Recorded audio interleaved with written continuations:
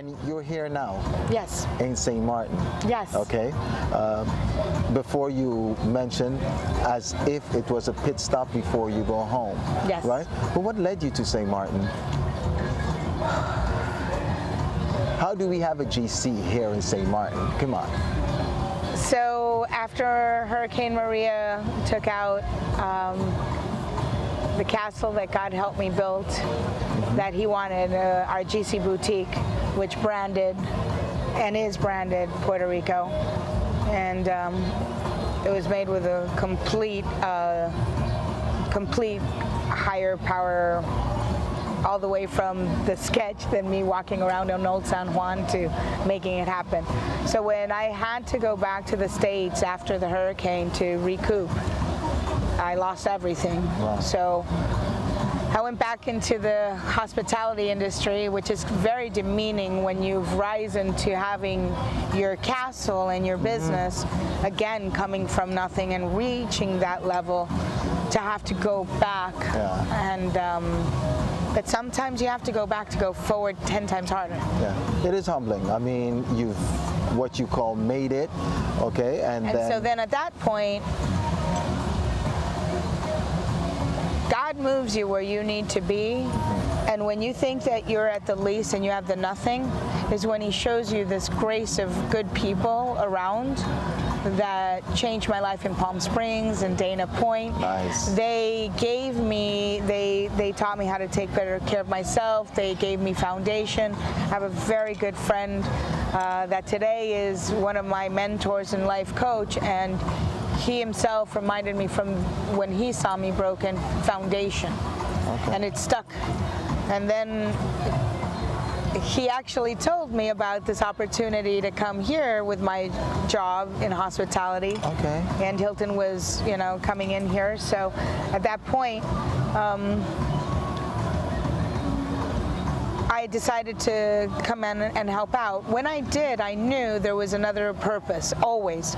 Number one, to reach back Puerto Rico and rebrand Gisi with integrity, and I've come up stronger. And because it's not about me, and that's what Gisi really is. And if you only knew that, you would, you know, as you get to know me, you'll understand that.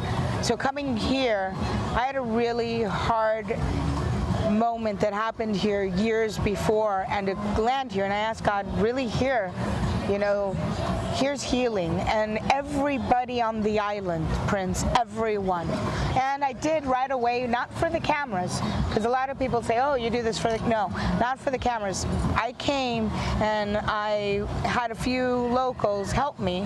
One of them is up at the party right now. Yeah. And I said, let's get some plates and let's go feed. We didn't have the cameras looking. It was for me to connect with St. Maarten.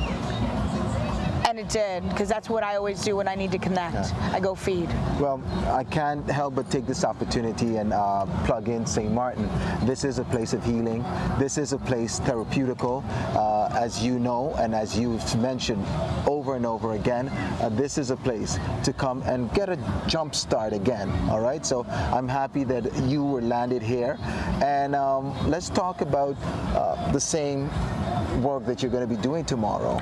So, again, I'm being led to see that this time around in my documentary, God said to me, you're going to do it for literally pro bono. And I said, no way, you know, the productions are expensive.